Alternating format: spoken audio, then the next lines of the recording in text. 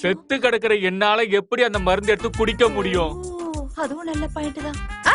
ஒரு ஐடியா, அந்த மருந்து என்கிட்ட கொடுங்க. கொடுங்க.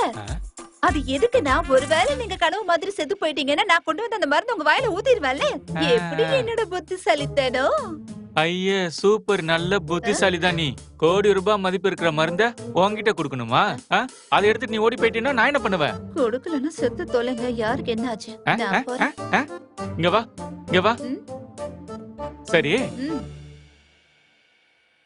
நேத்து ராத்திரி உனக்கு ஏதாவது சவுண்ட் கேட்டுச்சா? கேட்டுச்சு. கேட்டுச்சா? அதான் அந்த குஷ்பு இருக்கால, அவ விட்ட கொரட்டையில எப்பா என்னால தூங்கவே முடியல சாமி.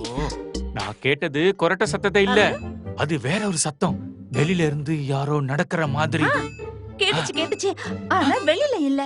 அந்த குஷ்பு பெட்ல இருந்து இறங்கி பாத்ரூமுக்கு போனா. நான் சொல்லிடுறேன் அவகிட்ட யாரையும் டிஸ்டர்ப் பண்ண கூடாதுன்னு. ஐயோ, நான் கேக்குறது குஷ்ப பத்தி இல்ல, இது வேற.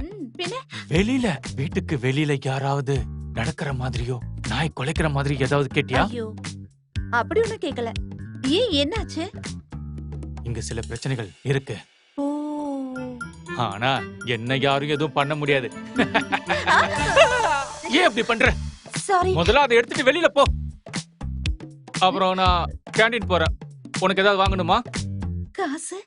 உனக்கு ஏதாவது வேணா நீ தான் காசு கொடுக்கணும். எனக்கு ஒரு விஷயம் சொல்லு, இங்க வாடகைக்கு நான் இருக்கேனா இல்ல நீ இருக்கியா? சொல்லு. எப்ப பார்த்தாலும் இதொன்னு சொல்லிடுறது. என்ன பண்ணுங்கற? இல்ல, எனக்கு ஒண்ணு வேண்டாம்னு சொல்ல வந்தேன். அது சரி, பாரு அக்கா எங்க? எனக்கு அவ கூட தூங்கும்போது சுத்தமா தூக்கம் வர மாட்டேங்குது. அப்படியா? அதனாலதான் உள்ள பூட்டி வச்சிருக்கேன். வேற ஏதாவது கேட்கணுமா? தெரியாம கேட்டு தொலைஞ்சிட்டேன். வேற ஏதாவது கேட்கணுமா? இல்ல இல்ல, பார் ஜாவ் பார் ஜாவ் பார் ஜாவ்.